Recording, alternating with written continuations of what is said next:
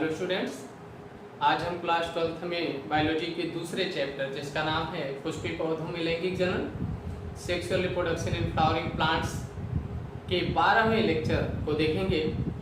पिछले लेक्चर में हम द्विबीजपत्री पौधों अर्थात डाइकॉट प्लांट में एम्ब्रियोनिक डेवलपमेंट का अध्ययन कर रहे थे। आज हम इस लेक्चर में एक बीजपत्री पौधों जैसे मेज, वीड्स, ग्रॉसेस में एम्ब्रियोनिक डेवलपमेंट का अध्ययन करेंगे। हम जानते हैं कि या पीछे हम देख चुके हैं कि एम्ब्रियोनिक डेवलपमेंट कैसे होता है। एक बीजपत्री और द्विबीजपत्री पौधों के एम्ब्रियोनिक डेवलपमेंट में क्या डिफरेंसेस होते हैं उसको भी जानेंगे।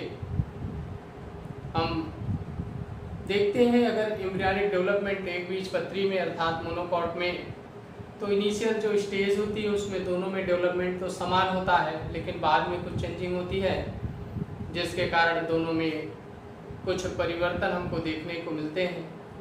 इस पूरी प्रक्रिया को हम चित्र के माध्यम से समझते हैं।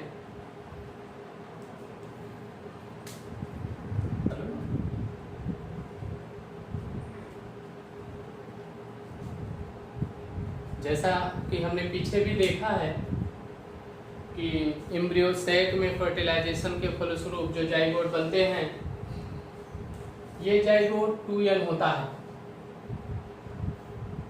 इस 2 ईयर जाइगोट में डिवीजन आरंभ हो जाता है और एक ट्रांसफर सेक्शन अनुप्रस्थ विभाजन के फलस्वरूप जाइगोट 2 सेल्स स्टेज में आ जाता है अर्थात 2 सेल में बढ़ जाता है, जिसमें एक सेल जो चलाजा एंड की ओर होता है और दूसरा सेल जो कि माइक्रोपाइल एंड की ओर होता है। इसमें से जो चलाजा एंड की ओर सेल होता है इसे हम टर्मिनल सेल और जो माइक्रोपाइल एंड की ओर होता है इसे हम बेसल सेल कहते हैं। ये जो 2 सेल स्टेज होता है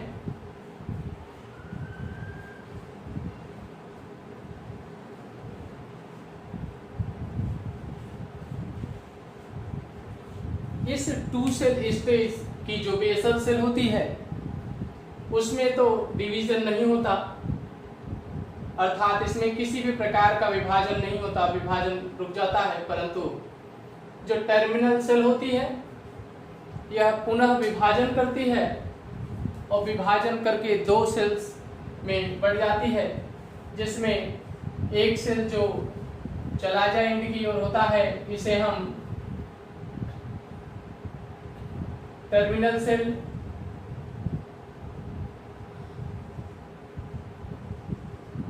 और जो बीच की सेल होती है इसे हम मिडल सेल और ये जो कि एक बेसल सेल होती है। इस प्रकार से जो 3 सेल स्टेज बनता है यह 3 सेल स्टेज प्रो एम्ब्रियो के रूप में जाना जाता है अर्थात इसका प्रो एम्ब्रियो 2 सेल स्टेज के बाद डायरेक्ट 3 सेल स्टेज में कन्वर्ट हो जाता है, जबकि हम डाइकॉट एम्ब्रियोनिक डेवलपमेंट में देखे थे कि जो 2 सेल स्टेज होता है वो 4 सेल स्टेज में कन्वर्ट होता है। यहाँ पर जो 3 सेल स्टेज बनता है इस 3 सेल स्टेज की जो बेसल सेल होती है इस बेसल सेल को हम सस्पेंसर सेल भी कहते हैं, क्योंकि ये सस्पेंसर का डेवलपमेंट करती है। सस्पेंसर सेल के अलावा बाकी जो 2 सेल्स होती हैं इनमें बार बार डिवीजन होता है, जबकि बेसल सेल में किसी भी प्रकार का डिवीजन नहीं होता। अतः बार बार डिवीजन करके ये अपनी नंबर ऑफ सेल को बढ़ाती हैं। इस नंबर ऑफ सेल को बढ़ाने के बाद जो टर्मिनल सेल होती है यह विभिन्न सेल में डिवाइड हो जाती है। मिडल सेल में भी बहुत सारी सेल बन जाती हैं, जबकि जो बेसल सेल होती है वो एक ही सेल के रूप में बनी रहती है। ये जो टर्मिनल सेल होती है और ये जो मिडल सेल होती है यह भ्रूण के डेवलपमेंट में आगे की ओर पार्टिसिपेट करती हैं। बेसल सेल भी पार्टिसिपेट करती हैं। जो टर्मिनल सेल होती है ये टर्मिनल सेल भ्रूण के कोटिलेडॉन, जिसको आप बीज पत्र कहते हैं, इस कोटिलेडॉन का निर्माण करती है। इस मोनोकॉट प्लांट्स में एक कोटिलेडॉन ही बनता है। इस एक कोटिलेडॉन को हम स्कूटेलम कहते हैं। और जो मिडल सेल होती है, मिडल सेल का फ्यूचर अगर हम देखते हैं तो ये जो मिडल सेल ये इपिकोटाइल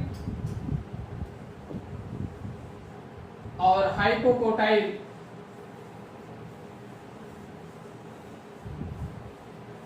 का निर्माण करती है। इपिकोटाइल से ही भ्रूण का जो ऊपरी भाग होता है या आप कहते हैं जेनेटिक पार्ट होता है, जिसको आप प्लीम्यूल कहते हैं, प्लीम्यूल डेवलप होता है। हाइपोकोटाइल का जो पार्ट होता है यह रेडिकल का डेवलपमेंट करता है, या आप कह सकते हैं इपिकोटाइल और प्लीम्यूल बनते हैं मिडिल पार्ट से, हाइपोकोटाइल और रेडिकल बनते हैं। इस प्लीम्यूल और रेडिकल के अलावा कहते हैं इस मिडिल सेल से कुछ सस्पेंसर सेल का भी निर्माण होता है। ये सस्पेंसर सेल 6 से 10 की संख्या में होती हैं, जो सस्पेंसर के साथ मिल जाती हैं। टर्मिनल सेल्स की भी कुछ सेल्स जो होती हैं वो सस्पेंसर के निर्माण में भाग लेती हैं। इसको हम डायग्रामेटिकली अगर समझना चाहें तो यहाँ पर हम देखते हैं जो मिडल सेल होती है, ये मिडल सेल यहाँ पर इपिकोटाइल का डेवलपमेंट करती है। इपिकोटाइल का जो ऊपरी भाग होता है, इसी ऊपरी भाग में प्लीम्यूल बनता है और इस प्लीम्यूल के ऊपर कुछ ग्रीन कलर की लीफ लाइक स्ट्रक्चर इसको कवर किए हुए पाई जाती है या बनती है। इसी को आप कोइलोप्टाइल कहते हैं। ये कोइलोप्टाइल मोनोकाट में ही डेवलप होते हैं। अगर हम हाइपोकोटाइल की बात करें तो हाइपोकोटाइल से ही रेडिकल का डेवलपमेंट होता है और रेडिकल भी प्लीम्यूल की तरह लीफ लाइक स्ट्रक्चर से कवर होता है। इस लीफ लाइक स्ट्रक्चर को पोलियोराइजा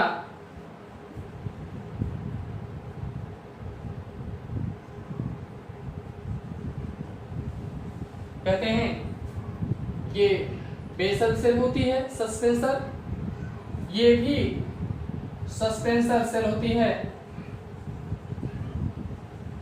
जो कि मिडल सेल से डेवलप होती है। इसकी संख्या 6 to 10 होती है। इसी मिडिल सेल से ही एक पार्ट बनता है, जिसे आप कोटिलेडनरी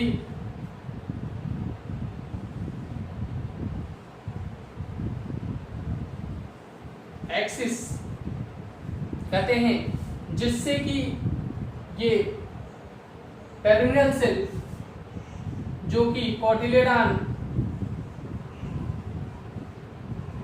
के रूप में जुड़ा होता है, इसी कोटिलेडॉन को आप इसको टेलम भी कहते हैं। ये जो स्कूटेलम होता है यह मेम्ब्रेन लाइक स्ट्रक्चर के रूप में पाया जाता है। इस प्रकार से ये जो 3 सेल स्टेज होती है, इसके जो टर्मिनल और मिडल सेल होते हैं, ये एम्ब्रियो के डिफरेंट पार्ट्स का डेवलपमेंट कर लेते हैं। इसी एम्ब्रियो में ही एक रेसिडुअल स्ट्रक्चर, जिसको आप अवशेषी रचना कहते हैं, इस अवशेषी रचना के रूप में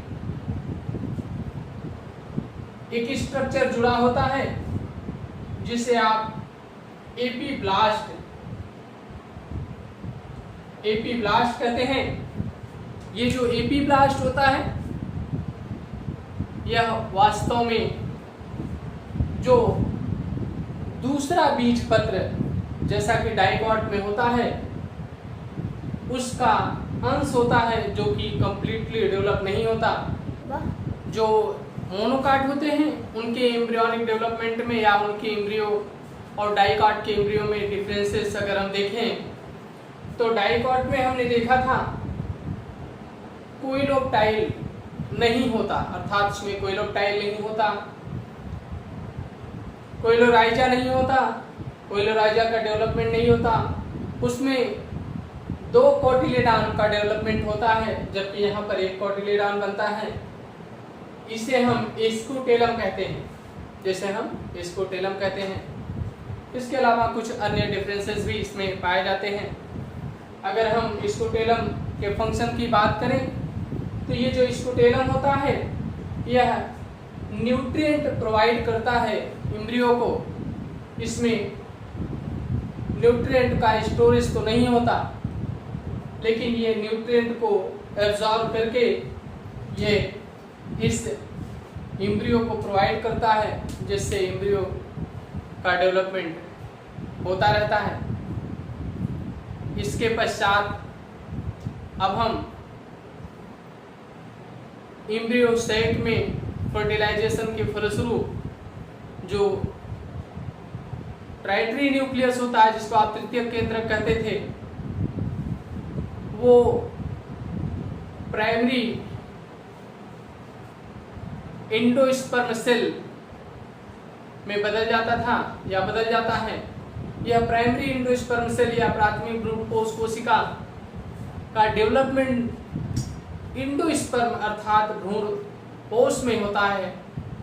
ये प्रोसेस कैसे होता है, इसके बारे में जानेंगे। अतः हम देखते हैं भ्रूण कोश का विकास, डेवलपमेंट ऑफ एंडोस्पर्म।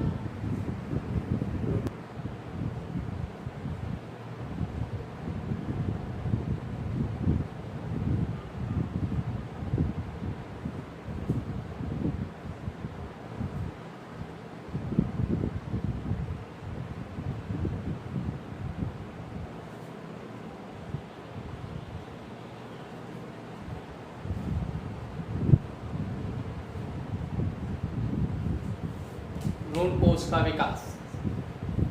भ्रूणकोश के विकास सामान्यतः मोनोकाट और डाइकाट में समान रूप से होते हैं, जो फर्टिलाइजेशन के फलस्वरूप एंडोस्पर्म में बना ट्राइटरी न्यूक्लियस, जैसा कि पिछले लेक्चर में हमने आपको बताया था, यहाँ पर ट्रिपल फ्यूजन के फलस्वरूप ट्राइटरी न्यूक्लियस बनता है। यहाँ पर जाइगोट बनता है। ये जाइगोट ही डेवलप करके एम्ब्रियो का निर्माण करता है। यहाँ पर एंटीपोडल सेल्स होती थी जो कि डिस्ट्रॉय हो जाती हैं। और ये जो टर्टरी न्यूक्लियस होता है, ये टर्टरी न्यूक्लियस भी एंडोस्पर्म अर्थात भ्रूण कोश में बदल जाता है। भ्रूण कोश के जो विकास की प्रक्रिया होती है, इस प्रक्रिया के आधार पर इसे हम 3 भागों में बांट सकते हैं, या आप कह सकते हैं कि भ्रूण कोश के विकास की प्रक्रिया के आधार पर भ्रूण कोश एंडोस्पर्म 3 प्रकार के होते हैं, जिसमें एक केंद्रकीय भ्रूण कोश जिसको आप सेलुलर एंडोस्पर्म, दूसरा कोशिकीय भ्रूण कोश जिसे आप सेलुलर एंडोस्पर्म, दूसरा केंद्रकीय भ्रूण कोश जिसको आप न्यूक्लियर एंडोस्पर्म,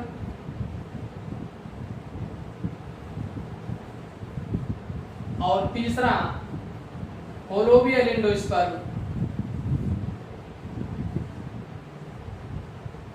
कहा जाता है। हम इस एंडोस्पर्म के जो प्रकार हैं, इस प्रकार के अलग अलग एंडोस्पर्म के विकास की प्रक्रिया को देखेंगे।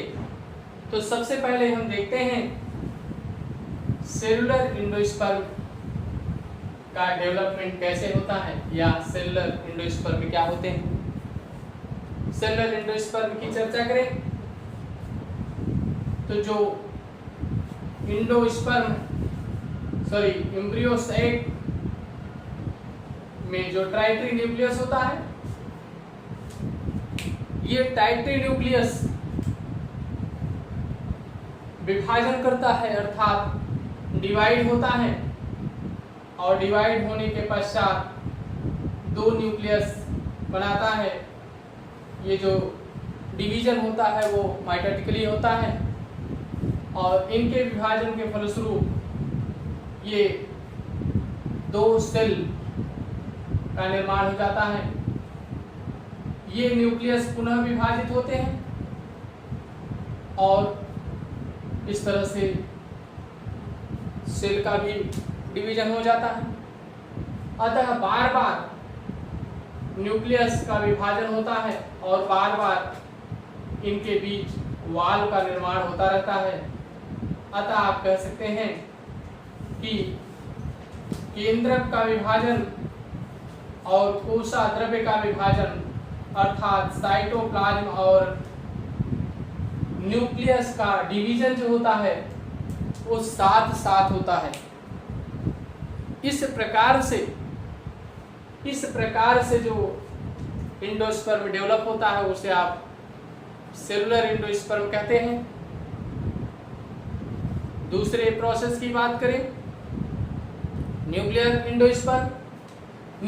एंडोस्पर्म की चर्चा करते हैं तो हम देखते हैं इस न्यूक्लियर एंडोस्पर्म में सबसे पहले ये जो न्यूक्लियस होता है वो बार बार विभाजन करता है, और विभाजन के फलस्वरूप बहुत सारे न्यूक्लियस का निर्माण कर लेता है, और इस न्यूक्लियस के बनने के पश्चात इनके बीच में एक वैक्यूल, एक रिक्तिका डेवलप हो जाती है, जिसके चारों ओर ये सभी न्यूक्लियस पेरिफेरल रीजन में एक्युमुलेट हो जाते हैं, और धीरे धीरे न्यूक्लियस की संख्या बढ़ती रहती है, और अंततः इन न्यूक्लियस के बीच साइटोप्लाज्म का डिवीजन होने लगता है, और प्रत्येक न्यूक्लियस जो होता है वो सेल में बदल जाता है, और इस तरह से धीरे धीरे पूरा एम्ब्रियो सेल एंडोस्पर्म में कन्वर्ट हो जाता है, एंडोस्पर्म से भर जाता है। इस तरह से जो भ्रूण कोश का विकास होता है, एंडोस्पर्म का डेवलपमेंट होता है, जिसमें पहले केंद्रक का विभाजन और बाद में फिर कोशिका का विभाजन होता है, कोशाद्रव्य का विभाजन होता है। तो ऐसे एंडोस्पर्म को हम न्यूक्लियर एंडोस्पर्म कहते हैं। तीसरे स्टेप की बात करें, तीसरे प्रकार के एंडोस्पर्म की बात करें तो इस प्रकार के एंडोस्पर्म में देखा जाता है कि जो ट्राइटरी न्यूक्लियस होता है वो जो फर्स्ट टाइम डिवीजन करता है तो इसका न्यूक्लियस दो भागों में बट जाता है और इसके पश्चात इनके बीच साइटोप्लाज्म का भी डिवीजन हो जाता है। लेकिन इसके बाद की जो प्रक्रिया होती है वो प्रक्रिया न्यूक्लियर एंडोस्पर्म के डेवलपमेंट के समान होती है, अर्थात इनमें पहले केंद्रक का विभाजन अर्थात न्यूक्लियर डिवीजन होता है और फिर न्यूक्लियर डिवीजन के पश्चात अंत में इनके साइटोप्लाज्म का डिवीजन होता है। इस प्रकार से यह पूरी प्रक्रिया में हम देखते हैं कि जो डेवलपमेंट होता है एंडोस्पर्म का, इसमें न्यूक्लियर डिवीजन और साइटोप्लाज्म का डिवीजन साथ साथ होता है, दोनों होता है, या आप कह सकते हैं कि केंद्रक का विभाजन और कोशाद्रव्य का विभाजन, या आप इस तरह से भी कह सकते हैं सेलुलर और न्यूक्लियर दोनों प्रकार का डिवीजन इसमें देखा जाता है। इस प्रकार के एंडोस्पर्म को आप होलोबियल एंडोस्पर्म कहते हैं। तो इस विभिन्न प्रकार के जो एंडोस्पर्म होते हैं ये भ्रूण को पोषण प्रदान करने का कार्य करते हैं। विभिन्न प्रकार की जो एंडोस्पर्म होते हैं इनके डेवलपमेंट की जो प्रक्रिया होती है अलग अलग पौधों में देखी गई है। सेलुलर एंडोस्पर्म जो होता है ये विल्लारसिया